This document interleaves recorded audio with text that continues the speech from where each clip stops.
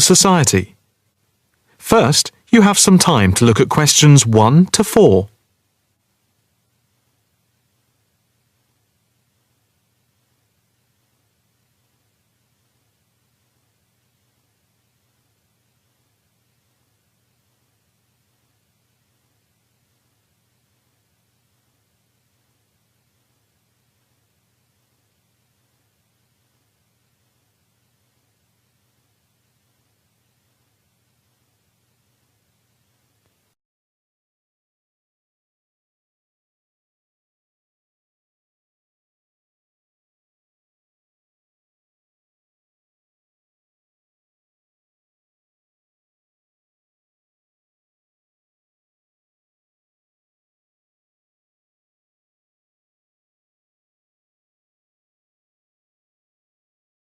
Now the test will begin.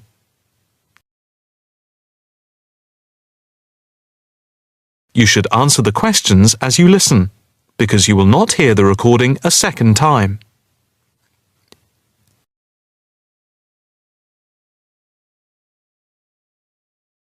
Listen carefully and answer questions 1 to 4.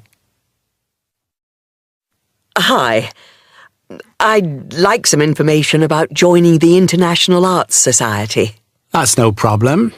What exactly can I help you with? First of all, I'd like to know about the membership fee. Well, there are 2 types of membership. Can you tell me what they are? First, there is lifetime membership, which means that you can have access to all the facilities at the Society itself and all exhibitions.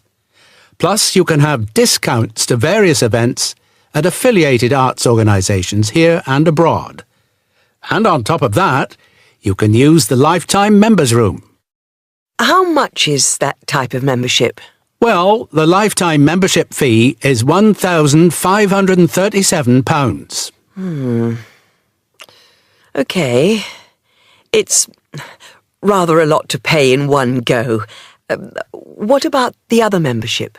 The ordinary membership, that's £193 per year. That sounds a bit more reasonable. What does that entitle you to? You can visit the Society, including the exhibitions, the library, and follow the arts programmes on weekdays during the opening times from 10 a.m. to 9 p.m, and at the weekend between 10 a.m. and 5 p.m. On Saturday, if there's a special event like a lecture or restricted showing of an exhibition, then it opens until 9 p.m. So, what is the difference between this and the lifetime membership? In the long run, you save money as you're making a one-off payment, and you have exclusive use of the Lifetime Members Room. OK. What arts programmes do you run? Well, the Society has a very extensive programme to cater for all tastes. There's a series of exhibition rooms for the permanent collection of paintings, watercolours and sculpture. And then there's a new exhibition area which opened at the beginning of the year. And we run a series of courses and lectures to go with the exhibitions. Can I ask about the lectures? What is scheduled for this year? The latest list is in this leaflet. Oh, yes. That looks very good. Are all the exhibitions, etc., free if I join? Yes, everything is free. That's fair enough. I think in that case I'll join. Before you hear the rest of the conversation, you have some time to look at questions 5 to 10.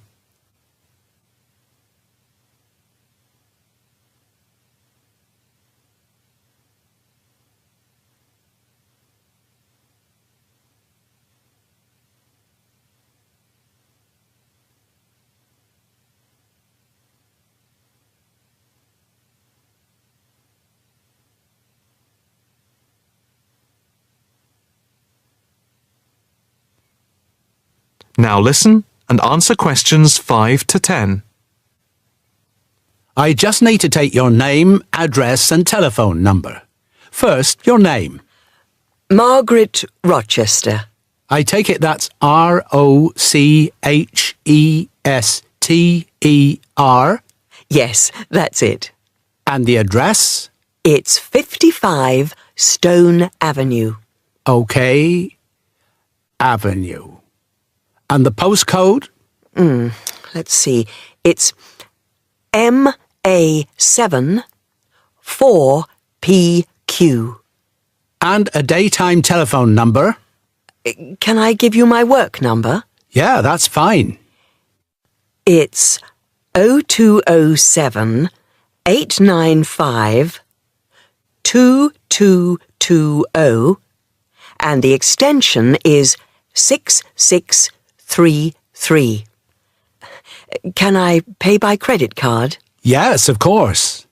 Do you want to pay for the full year at one time or by monthly instalments? You pay £4 extra a month if you pay by instalments. OK. I think I'll pay by monthly instalments. Right. If you just complete this form, then we can set up the monthly payments. OK.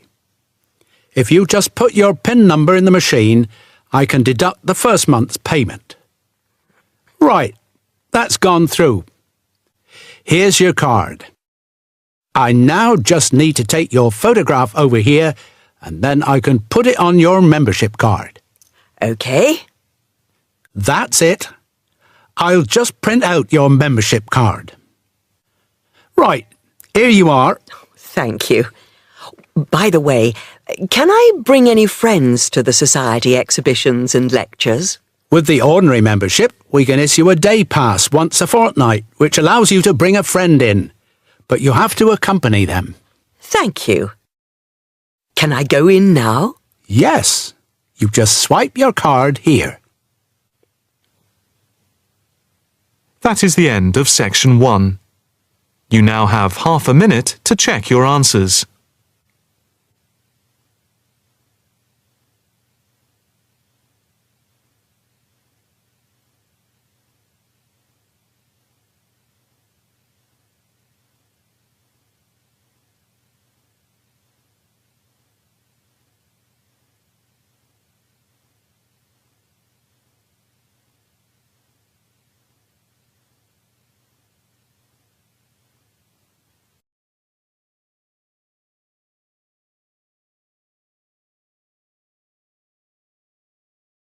Now turn to Section 2. Section 2. You will hear a speech to a group of volunteers preparing for a town's anniversary celebrations. First, you have some time to look at questions 11 to 15.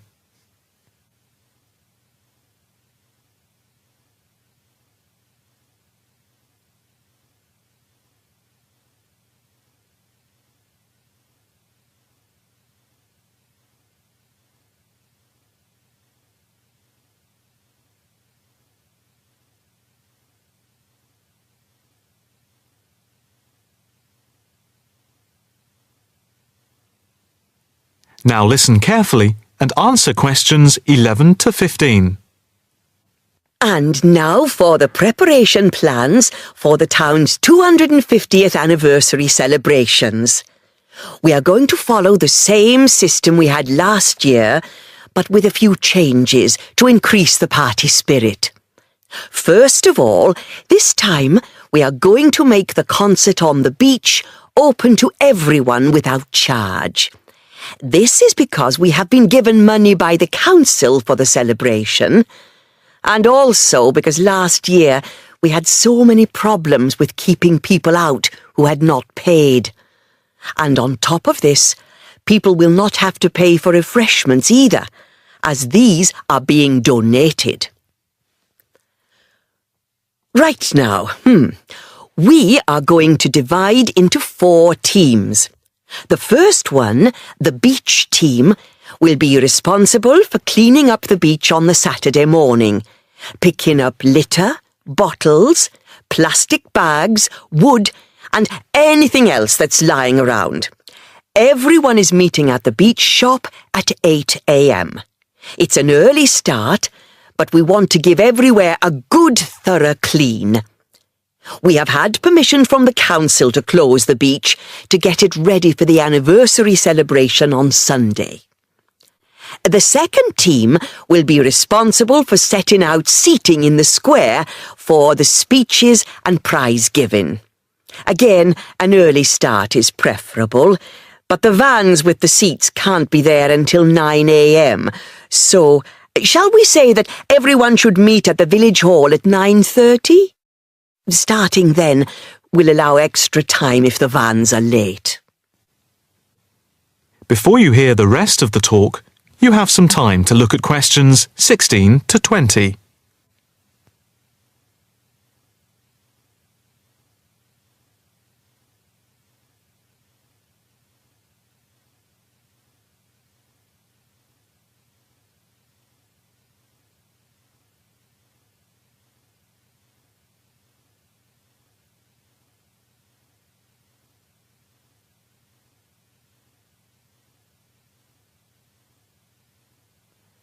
Now listen carefully and answer questions 16 to 20.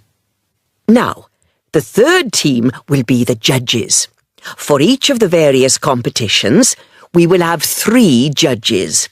On the whole, they will have had experience of judging before. There will be a boat race, a swimming competition, and the best fancy dress. A cash prize will be given to the winner in each category, and for the 2 runners-up, there will be book tokens. There is a sponsored mini-marathon, and by the deadline, lunchtime today, we had 263 applicants, with ages ranging from 15 to 60. That's 80 more than last year. Each entrant has paid a £20 registration fee to enter, and all the profits will go to the local children's hospital to help fund much-needed specialist apparatus. The fourth team consists of the wardens for the day itself. We are expecting at least 10,000 people, if last year is anything to go by. The fields near the entrance to the beach can be used as car parks, and we need wardens to help make sure the actual parking is more organised than last year, which was a mess. We also need someone to be in charge of the first aid, which will be at the entrance to the beach. Finally, we need some volunteers for the clean-up. Last year we didn't do this very well, and so the council has agreed to provide large bags to collect all the recyclable material like glass and plastic, etc. But we have to deal with the rest, like leftover food, ourselves. We don't want to leave piles of rotten food around or dangerous bottles. That is the end of section 2. You now have half a minute to check your answers.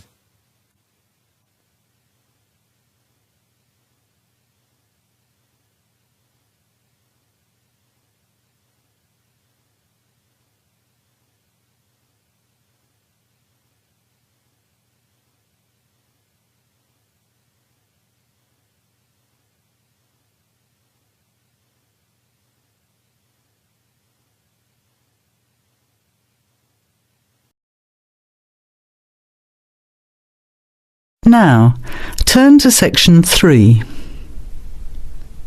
Section 3. You will hear 2 business studies students, Evelyn and Mark, preparing for a seminar presentation.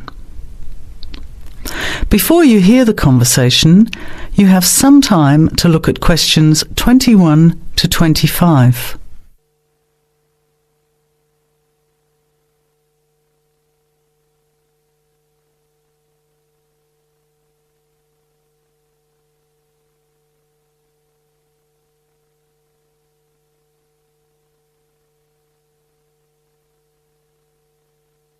Well, I think the marketing of food would be a good topic. I read a very interesting article the other day about the Canadian food market. I suppose everybody's interested in food, even if it's trying not to eat. Why Canada? I know that's where you come from, but isn't it just all North America, really? No, that's why I thought this article was interesting. Although lots of US companies are well established in Canada, and vice versa, there are still subtle differences between the two markets. It says here, the Canadian market is definitely not a northern clone of the US. I like that. And it says that if you understand these differences, it can have a big impact on successful food marketing. So I know that Canada has a big French-speaking population in Quebec. Is this what they're referring to? Not only French and English speakers, there are many different ethnic groups in Canada. It's really quite multicultural. For example, Toronto has large Asian and Italian populations, and Vancouver's got a large Asian population too. And because Canada's population is small, these groups make quite an impact, introducing new styles of cooking. So you can see lots of unfamiliar vegetables and things in the markets, and new restaurants are opening every day. It's great if you love trying out new foods, as many people do. Which kinds of food are becoming popular? Well, some Asian food, I'd say, has been popular for quite a while, like Chinese. But now, Southeast Asian restaurants are becoming very fashionable. Then there's Mediterranean, of course, such as Greek, Italian, and so on.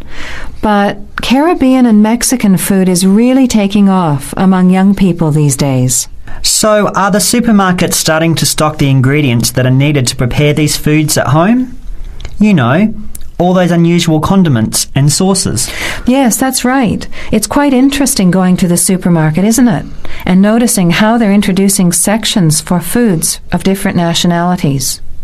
You can buy quite exotic products locally these days. The article mentioned that 80% of the Canadian retail market is controlled by 8 major national supermarket chains, so that when they introduce changes, they can happen quite rapidly. Okay, well, how are we going to organise this seminar then? I made some notes on the trends in the Canadian market, about changing tastes, and also patterns for where food is consumed.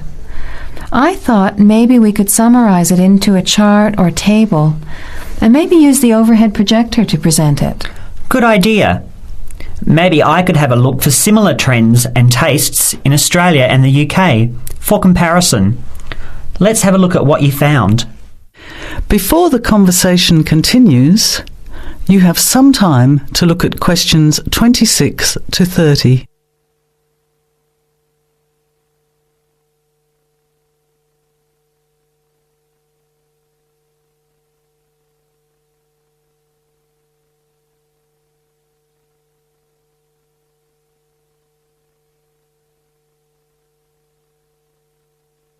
Now, as the conversation continues, answer questions 26 to 30.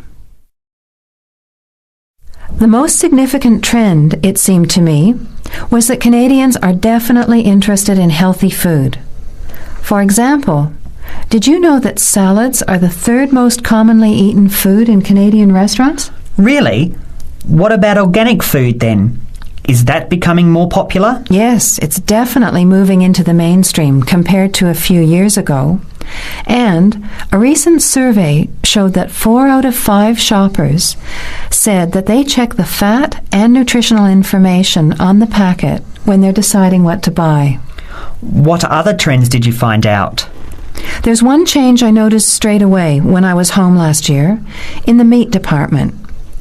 You know, here the meat packaging says rump steak or 4-quarter chops and so on. Well, they discovered that most consumers these days didn't know what to do with these roasts and rounds and ribs. So the government approved a new naming system for cuts of meat, which is related to the required cooking technique. What a good idea. I've never really understood the difference between sirloin, rump, round and all those names. So how many new categories are there? 8. There are 3 kinds of steak, for grilling, for marinating and for simmering. And then there's what they call quick-serve beef, for stir-fries, I suppose. And premium oven roast, pot roast, and stewing beef. It's a great idea, isn't it? I hope it catches on here. I agree. Any other trends that you thought were significant? Well, what's really interesting is what the article called mobile meals. In other words, more and more Canadians are eating meals away from home, but not just eating more junk food. They're projecting a 40% increase in snack food sales over the next 3 years, and the growth is coming from healthy snacks. You know, the ones that have less cholesterol and fat, such as muesli bars, health food bars, and those types of products. Apparently, in the food marketing jargon, they're called nutritious portable foods, which means healthy snacks. The other major trend is that young people are doing more of the food shopping these days, so marketing has to be aimed more at them, as well as more conventionally at the mother. Thanks, Evelyn. I think we'll have an interesting discussion about these trends and the comparisons with other English-speaking countries. I'll see if I can get some information about them to compare with yours, and meet you on Friday to put it together. See you then. Bye. That is the end of section 3. You have half a minute to check your answers.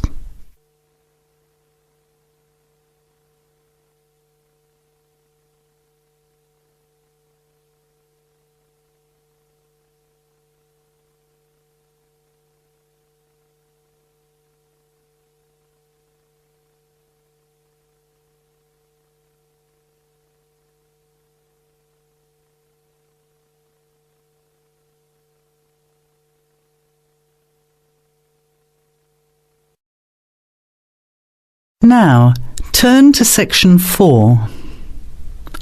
Section 4. You will hear a talk given by Dr. Miranda James. First, you have some time to look at questions 31 to 35.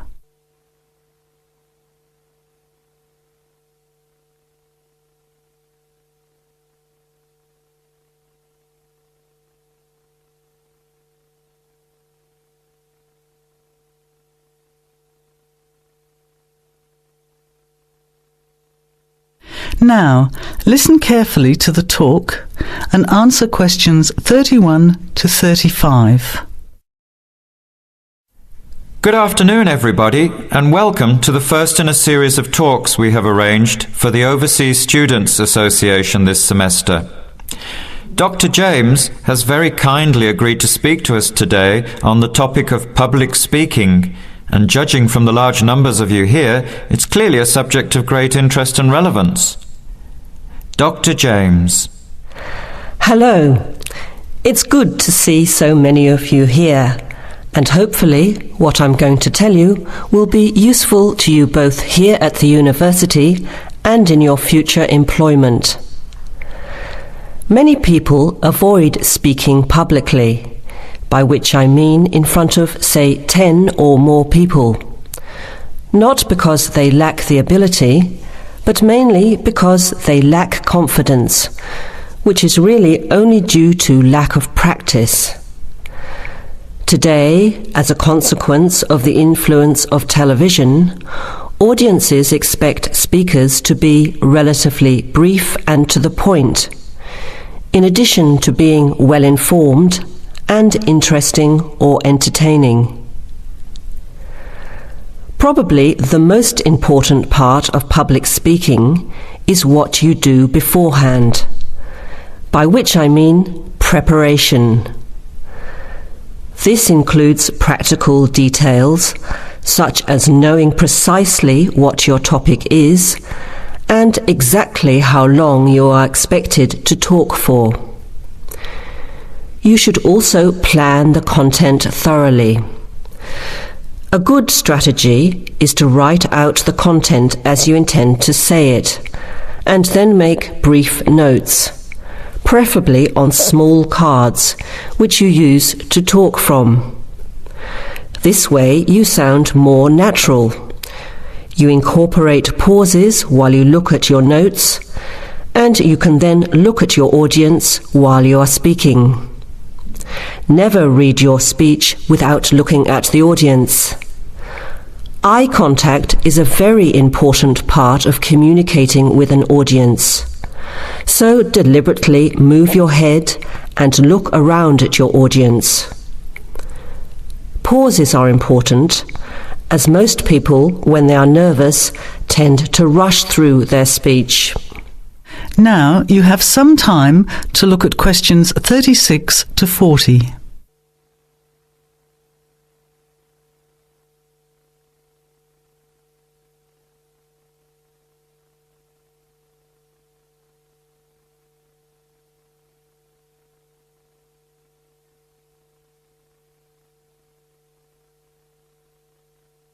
Now listen and answer questions 36 to 40. Practice speaking slowly. This gives you more time to pronounce your words correctly. It's always easier for your audience to listen to someone whose speaking is clear and calmly paced, so that they can understand the ideas being explained. And the bigger the group, the more slowly you should speak. Remember to project your voice, speaking clearly to the person furthest away from you. It's a good idea to rehearse and record yourself. Pay attention to your intonation when you listen to yourself. It's even harder if you're speaking in a second language, I would imagine. But there's nothing worse than listening to a flat, monotonous voice. So try to vary your tone and rhythm. This will add meaning to your words. Lastly, pay attention to both your posture and your gestures. A confident person stands or sits in a small group with their head up, chin out, and shoulders back. Try to avoid scratching or fiddling with your hair or beard, or pens, jewellery, and so on. These movements can distract and irritate your audience, yet you may be unaware of them yourself. Another reason for rehearsing, preferably with feedback from a friend, or better still, on video. I hope these few tips will make your experience of speaking in public a little easier. Remember, practice makes perfect. That is the end of section 4. You now have half a minute to check your answers.